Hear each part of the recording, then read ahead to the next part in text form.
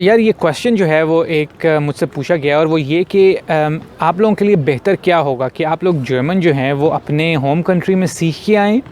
या आप जर्मनी आके जो है वो अपनी जर्मन लैंग्वेज सीखें। तो यार इसका जो है वो मैं आंसर आप लोगों के साथ शेयर कर देता हूँ। सबसे पहले तो ये कि वो लोग जो German as a medium instruction के अंदर पढ़ने आ रहे हैं, ऑफ़ कोर्स वो तो जो है वो जर्मन सीख के ही आएंगे क्योंकि उनकी रिक्वायरमेंट है। तो यहाँ पे बात हम लोग उन लोगों की कर रहे हैं जो जर्मनी पढ़ने के लिए आ रहे हैं मास्टर्स में या बैचलर प्रोग्राम में, और उनका मीडियम इंस्ट्रक्शन जो है वो इंग्लिश है। तो सबसे पहले तो यार मैं ये कहूँगा कि देखें, बहुत सारे लोग जो है ना वो डिफरेंट सर्कमस्टांसेस में होते हैं। कई दफ़ा जो है वो उनके पास टाइम नहीं होता, कई दफ़ा उनके पास रिसोर्सेज नहीं होते, कई दफ़ा उनके पास जो है वो अपॉर्चुनिटी नहीं होती, कोई भी रीज़न होती है। तो उनका जर्मनी में एडमिशन होता है और वो उस टाइम को जो बीच में उनका टाइम होता है 2, 4, 5, 6 महीने का, जब वो उनको पता लगता है कि एडमिशन हो गया और जर्मनी आना है, तो वो उस टाइम को अवेल नहीं कर सकते। तो मैं बिल्कुल ये नहीं कहूँगा कि आप अगर बिल्कुल आपने जर्मन से नहीं सीखी तो बहुत ही ज़्यादा बुरी बात है और अब आपको नहीं आना चाहिए, बिल्कुल ऐसा डीमोटिवेट आपको नहीं करूँगा। लेकिन एडवाइजेबल यही है कि जब आपको पता लग जाए कि आपका एडमिशन हो गया है और आपका वीज़ा प्रोसेस चल रहा है, तो उस टाइम को जो है वो यूटिलाइज़ करने की कोशिश करें पॉजिटिवली, और वो इस तरह के आप लोग जो हैं वो जर्मन सीखना जो है वो स्टार्ट कर दें एज़ सून एज़ आपको पता लगे कि अब आपने जो है ना वहाँ जाना ही जाना है। तो उसके लिए यार देखें, कई लोग हैं जो उनकी ये प्रॉब्लम हो सकती है कि वो फाइनेंशियली जो है वो अफोर्ड नहीं कर सकते कोई कोर्स, क्योंकि एक्सपेंसिव है फ़ॉरेन लैंग्वेज सीखना लैंग्वेज स्कूल में जाके, या उनके पास जो है वो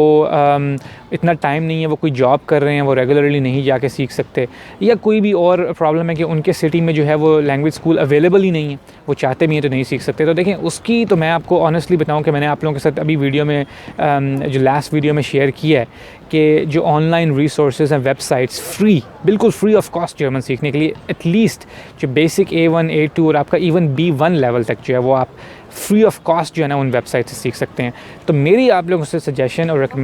रिकमेंडेशन ये है कि प्लीज़ जो है ना वो मैक्सिमम जितनी आप सीख सकते हैं जर्मन अपने ओन पे या किसी लैंग्वेज स्कूल के थ्रू या वेबसाइट से या बुक से, तो वो प्लीज़ ज़रूर सीख के आएँ। उसके आपको बहुत ज़्यादा एडवांटेजेस होंगे। सबसे पहला एडवांटेज तो ये होगा कि आप लोगों को एज होगा जब आप लोग यहाँ आएंगे, जब स्टूडेंट जॉब्स आप लोग ढूंढना शुरू करेंगे तो आपको उसके ऊपर बहुत ज़्यादा एडवांटेज होगा। आप लोग बहुत सारे एड्स जो स्टूडेंट जॉब्स के आते हैं जो इंग्लिश में होते ही नहीं हैं, आप वो अपॉर्चुनिटीज़ भी एक्सप्लोर कर सकेंगे, उनको बल्कि हासिल करेंगे, जॉब करेंगे उसमें स्टूडेंट एज अ स्टूडेंट, जो कि वो लोग जिनको नहीं आती होगी जर्मन वो उससे जो है वो एडवांटेज नहीं ले सकेंगे। उसके अलावा जो आपकी पर्सनल अपनी लाइफ है, जो कम्फर्ट लेवल है वो इंक्रीज़ हो जाएगा। अगर आप आएँगे शुरू में आपका टेम्प्रेरी वीज़ा होगा, आपने 2 महीने बाद आते ही 1 महीने बाद उसको एक्सटेंड करवाने जाना होगा उस पे हो रहे, तो आप लोग जो हैं वो आपको मिल जाएंगे बहुत सारे लोग, आपकी यूनिवर्सिटी में मेंटर्स होंगे, आपके अपने सीनियर्स होंगे, दोस्त होंगे। क्या पता कभी किसी के पास टाइम ना हो या कोई आपके पास अवेलेबल ना हो, तो आप हमेशा जो है ना वो डिपेंडेंट रहेंगे किसी पे। तो आप आएंगे, आप खुद इंडिपेंडेंट होंगे, आपको पता होगा कि मैंने किस ऑफिस में जाके क्या बात करनी है, मुझे बेसिक कॉन्वर्सेशन आती है। ज़रूरी नहीं कि आप जो है वो फुल्ली फ्लुएंट ही हो जाएँ और तभी आप जो हैं वो कॉन्वर्सेशन करने के काबिल हो। बेसिक कॉन्वर्सेशन भी अगर आपने सीख ली हो तो आप लोगों को ही जो है ना वो इसका फ़ायदा होगा। तो इसलिए मेरी सजेशन ये है कि आप जितना मैक्सिमम सीख के आ सकते हैं अपने मुल्कों से,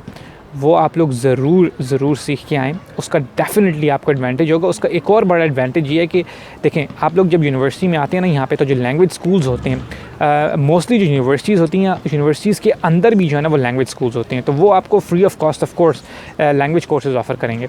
तो अब आप अगर बेसिक A1 A2 ऑलरेडी अपने मुल्क से करके आ रहे हैं, तो आप उन लैंग्वेज स्कूल्स को आप सही तरह यूज़ करेंगे और वहाँ से आप जो हायर लेवल है जर्मन का वो करेंगे। वो इसलिए क्योंकि अगर आप वहाँ पे 1 साल पढ़ते हैं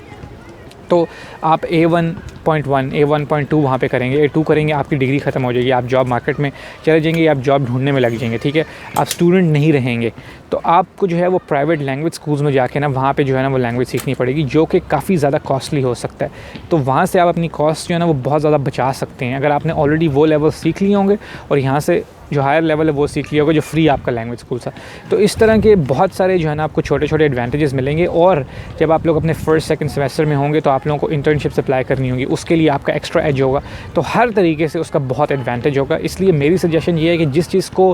के पास टाइम है तो वो उसको प्लीज़ ज़रूर अवेल करें और जितनी वो मैक्सिमम सीख के आ सकता है उतनी वो सीख के आए। और अगर कोई किसी रीज़न, जेन्युइन रीज़न की वजह से वो नहीं सीख के आ सकता तो भी कोई डिसअपॉइंट होने की ज़रूरत नहीं है। उसके अलावा भी जो है वो यहाँ पे आके भी वो साथ साथ अपनी पढ़ाई के जो है वो लैंग्वेज सीख सकते हैं, अगर वो डेडिकेटेड और मोटिवेटेड हों